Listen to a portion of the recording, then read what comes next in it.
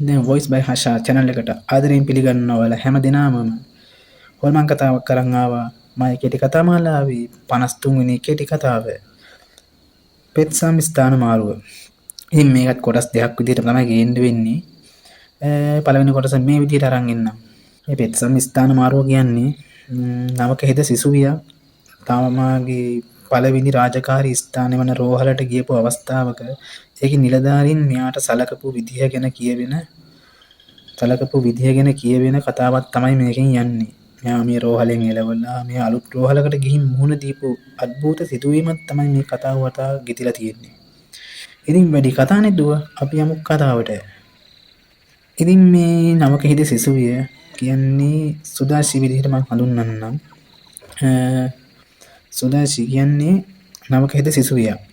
මෙයා ඉතින් මෙයාගේ කැම්පස් අවුට් වෙලා ඔක්කොම කරලා මෙයාගේ පළවෙනි සේවා ස්ථානය විදිහට රජයේ පිළිගත්ත රෝහලක රාජකාරී ආරම්භ කරනවා. මුලින්ම කියන්න ඕනේ මේ සුදාශි කියන්නේ අවංක හෙද නිලධාරිනියක්. කියන්නේ නීතියට වැඩ.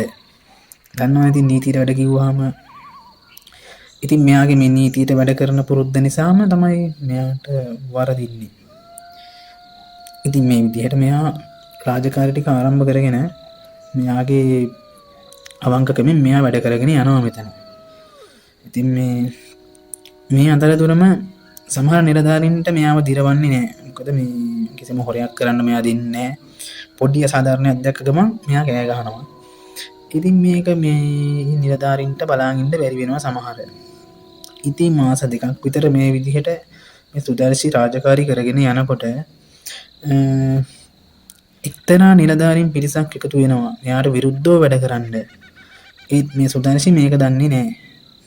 මේක වැඩ කරගෙන යනකොට දැන් එක්තරා උදෑසනක මෙයාට කන වැකින්නේ. මෙයාට කනට අහන්න ලැබෙන්නේ මෙයා ජීවිතේට හිටපු නැති දෙයක්. ඒ තමයි මෙයාට විරුද්ධව පෙත්සමක් විභාග කරලා තියෙනවා කියලා. ඉතින් මේ රෝහලේ ප්‍රධාන හෙදිය තමයි මේක මෙයාට කියන්නේ. මේක අහපු ගමන් ඉතින් මෙයාගේ මුළු ජීවිතේම කඩා වැටුණා වගේ දැනෙනවා. ඉතින් මෙයා මේක ගැන හිතලා දැන් මේක ගැන හිතනවා කියන්නේ මෙයා දන්නේ මේ පෙත්සමක් කියන්නේ මොකද්ද? මොකද්ද මේකෙන් වෙන්නේ? මේකද මෙයා කවදාකවත් ජීවිතේ මෙහෙම දෙයක්කට මුහුණ දීලා නැහැ. මෙහෙම දෙයක් මෙයාට වෙලත් නැහැ. ඉතින් මෙයා මේක ගැන හිතලා කල්පනා කරනවා එදා දවසම. ඉතින් මේ අවසානයේදී මෙයාට මේක තේරුම් ගන්න බැරිම තැන මෙයා රෝහලේ ප්‍රධාන හෙදියකින් මේ ගැන අහනවා මේකෙන් මොකද්ද වෙන්නේ කියලා. ඉතින් මේ ප්‍රධාන හෙදිය කියන විදිහට මෙයා ප්‍රධාන හෙදිය මෙයාට කියන්නේ මේකෙන් ඔයාලා අනිවාර්යෙන් මාරුවීමක් ගන්න වෙනවා. මොකද මේක නීතිය ඉදිරියට අරන් ගියොත් ඔයාට ලොකු ප්‍රශ්නයක් වෙනවා. ඒ නිසා ඔයාට ලබා දෙන මාරුවීම ආරම් මේකෙන් පිටත් වෙන්න වෙනවා. මොකද මේක නැත්තම් ගොඩාක් අසීරු කාරණාවක් වෙනවා කියලා මෙයාට කියනවා. ඉතින් මේ මාරුවීමක් ගැන අහපුවාම මෙයාට සෑහෙන ෂොක් වෙනවා. මොකද එයා වැඩට ඇවිල්ලා තාම මාස දෙකක් විතර මේ අලුත් රෝහලේ. ඉතින් මෙච්චර ඉක්මනට මෙයා හිතුවේ නෑ මෙහෙම මාරුවීමක් මෙයාට ලැබෙයි කියලා. ගෝමාරි ඔය සිදුවීමෙන් පස්සේ දවස් 4ක් විතර මෙයා පුරුදු විදිහට රාජකාරී කරගෙන යනවා. ඉතින් ගෝමාරි මෙයාගේ පෙත්සම වැඩ කරනවා මේ වෙලාවේ. එක් දවසක උදෑසනක මෙයා වැඩට එනකොට ඔන්න මේ ප්‍රධාන හෙදිය මෙයාට කතා කරනවා. මේ ඒ වෙන මොකේවත් නෙමෙයි මෙයාට අසුබ ආරංචියක් කියන්නේ. මොකද මෙයාගේ මාරුවීම් ලිපිය ඒ වෙනකොට මේ රෝහලට ලැබිලා ඉවරයි. ඉතින් සුදාසිට මේ කතා කරලා මේ ලියුම අතර දීපු ප්‍රධාන හෙදිය මෙයාට කියන්නේ කරන්න දෙයක් නෑ සුදාශි. අවංක වුණාම වරදිනවා. යන රෝහලේවත් මේ වගේ අවංක වෙන්න හදන්න එපා. අවංක වුණාම වරදිනවා. පරිස්සමට වැඩ ටික කරගෙන ඉන්න කියලා අවසාන වතාවට මෙයාට සමුදින්නවා මේ රෝහලේ. ඉතින් කඳුළු පිරිච්ච දෑසින් මේ ලියුම ගත්තත් ඒ වෙලාවේ සුදාසිගේ හිතේ මාර විදිහට වෛරයක් හටගන්නවා මේ රෝහලේ නිලධාරීනුත් එක්ක. මොකද මෙච්චර අවංක මටද මේ එත්සමක් ගැහුවේ කියලා මේම දෙයක් මෙයාට හිතෙන්න පටන් ගන්නවා. අමන්නේ කියලා මෙයා මේකක්වත් හිතන්නේ නැතුව මේ නිවාසිකාගාරයට ගිහින් එදා දවසේ ඉඳන් දවසම අඬ තමයි ඉන්නේ. ඒකත් නවත්තලා මෙයා එදා රෑ පුරාම බඩු ටික අහුරලා දැන් පහුවදාම මෙයා අලුත් රෝහලට පිටත් වෙන්න තමයි හදන්නේ. ඒක තරමක් ගම්බද රෝහලක් කියලා තමයි මෙයාගේ ආරංචිය හැටියට ලිපිනේ සඳහන් වෙන්නේ. කොහොම හරි මෙයා පහුවදා උදේම මේ අකමැත්තෙන් වුණත් මෙයාගේ රෝහලේ හිටපු යාළුවන්ට ඔක්කොටම අකමැත්තෙන් වුණත් හිතේ පොඩි වෛරයක් තිබ්බත් මෙයා ඉතින් ඔක්කොටම සමු දීලා කතා කරලා ඉතින් මේ රෝහලෙන් පිටත් වෙලා යනවා. කොහොම හරි ඔන්න උදේ පාන්දරම ගොඩක් දුර යන්න ඕන හින්දා උදේ පාන්දරම බස් එක නගිනවා. බස් එක නැගලා මෙයා යනවා දැන් ඔන්න ඉතින් මේ දුර ගමන පිටත් වෙන්න කියලා. බස් එකේ ටිකට් ගන්නත් කලින්ම මෙයා ඉතින් හොඳ මුල්ලක සීට් එකක් තෝරගෙන පොඩි නිින්දක් දාන්න තමයි හදන්නේ. මොකද පැය 5-6ක ලොකු ගමනක් මෙයාට යන්න තියෙනවා. ඉතින් කොහොම හරි මෙයාට නොදැනීම මෙයාට නිින්ද යනවා. නිින්දෙන් මෙයා එකපාරට මේ ඉතින් එයා කොච්චර වෙලාවක් නිදාගත්තද කියලා නම් එයාට ගානකුත් නැහැ. සුදාසි දන්නෙත් නැහැ. ඉතින් සුදාසිට එකපාරටම හැරෙන්නේ මොකක් හරි සද්දයක් ඇහිලා. ඉතින් මෙයා හැරිලා බලපුවාම මෙයා ඉන්නේ මීට පොඩ්ඩ වෙලාවකට කලින් නැගපු බස් එකේ නන් නෙමෙයි. මෙයා ඉන්නේ මහා අමුතු ගරා පිටිච්ච කාමරයක් ඇතුලේ. ඉතින් මේක දැකපු සුදාසි එකපාරටම ඉඳගෙන හිටපු තැනින් නැගිටිනවා. කොහෙද මං එයා ඉතින් අතුරු කාමරයක කියන්නේ ගරා පිටිච්ච කාමරයක මුල්ලක තමයි මෙයා ඉන්නේ. ඉතින් මේක දැකපු ගමන් මෙයා එකපාරටම නැගිටිනවා බය වෙලා. බලපුවාම මෙයා ඉන්නේ මෝචරියක් ඇතුලේ.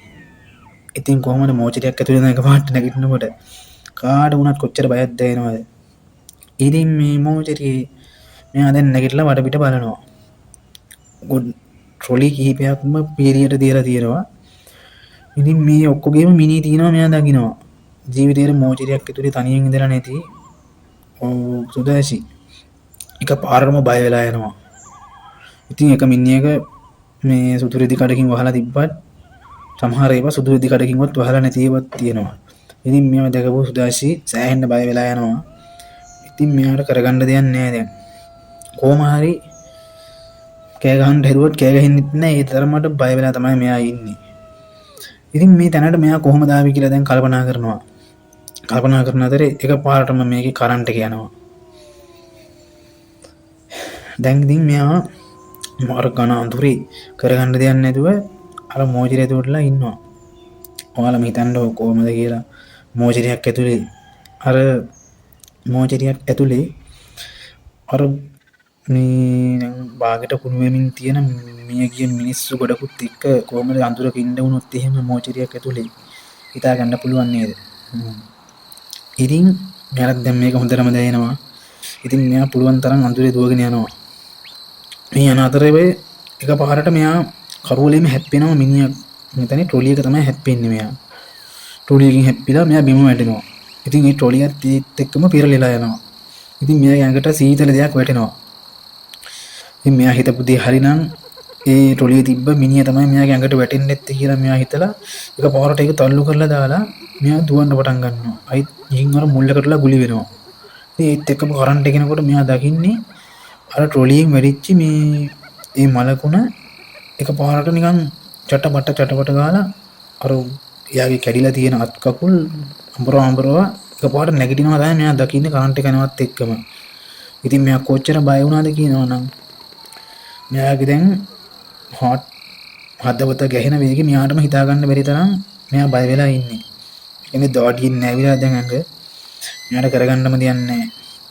ඒත් එක්කම තව අර වහලා තිබ්බ මේ ට්‍රොලි වල තියෙන මිනි ටිකත් එකපාරටම චටපට ගාලා නැගිටින්න පටන් ගන්නවා. දැන් මෙයාගේ බය කියන්නේ අද ජීවිතේ එයාගේ අවසාන මොහොත කියලා එයා හිතාගෙන ඉවරයි. ඕන දෙයක් විච්චාවි කියලා මෙයා S2 පියා ගන්නවා. ඉතින් සුදාසිගේ කතාව පෙත්සම් ස්ථාන මාරුව මම මෙතෙන්ට විතරයි තාම මේ කතාව ලියලා තියෙන්නේ. ඉතින් මේ කොටස අකමැත්තෙන් වුණත් මේ විනාඩි 10කින් නිමා කරන්න වෙනවා. ඉතින් මම මේ කතාව ඉදිරියට ලියන් යනකොට තුරු හරිය අනිවාර්යෙන්ම ඔයාලට අරන් එනවා මේ voice by හෂා channel එකෙන්. ඉතින් ඒ හින්දා subscribe කරලා තියාගන්න අනිවාර්යයෙන්ම bell icon එක click කරලා notification all දාගන්න. අනිවාර්යයෙන්ම මේ කතාවේ කොටස් 3ක්වත් අරන් එන්න වෙනවා. ඉතින් මේ කොටස මම මෙතනින් ඉවර කරනවා. අනිවාර්යයෙන්ම voice by Hasha එක එකතු වෙලා ඉන්න. ඉතින් හැමෝම පරිස්සමෙන් ඉන්න. මේ voice by Hasha. තව දෙයක් කියන්න ඕනේ. මේ කතා මම පළ කරන කතා මම විසින්ම ලියන කතා. කායෙන්වත් උපුටාගෙනවත් හොරෙන් අරන්වත් පළ කරනවා නෙමෙයි. මම්ම ලියලා මම්ම voice කරන කතා. මම කතා කියවන්න ඔයාලට ඕන නම් මම Facebook එකේ link එක මම යටින් දාලා තියන්නම්. චමි හෂා කියලා තමයි මගේ channel මේ Facebook මේ profile එක තියෙන්නේ. අනිවාර්යෙන් මේකත් follow කරන් යන්න. TikTok ඉන්නවා ඔත හෂා කියලා. අනිවාර්යෙන් ඒකත් follow කරලා ඒකෙත් මම කතා කියවන්න පුළුවන්. අනිවාර්යෙන් ඒ ටික කරලා තියන්න. අනිවාර්යෙන්ම. එහෙනම් ගිහින් එන්නම්. ආදරේ වල හැමෝටම